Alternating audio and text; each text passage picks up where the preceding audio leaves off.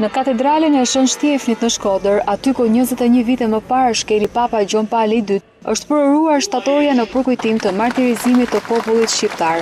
Vepra e skulptorit Agim Rada pasqyron atë realitet të hidhur që përjetoi kleri katolik me përsekutimet e egra nga regjimi komunist. Imzot Angelo Masafra, kryetari i konferencës i peshknore shqiptare, tha se kjo vepër qëndron si dëshmi e qartë për brezat që vinë dhe sytë e drejtuar nga qielli janë lutja e vazhdueshme që këto klerik kanë bërë në ditët më të vështira të jetës, por jo vetëm. Kësaj vepre arti më sjell në mend këto fjalë të Biblës, të cilat i përshtaten nevojtjes që popullit ton i është dashur të pësojë.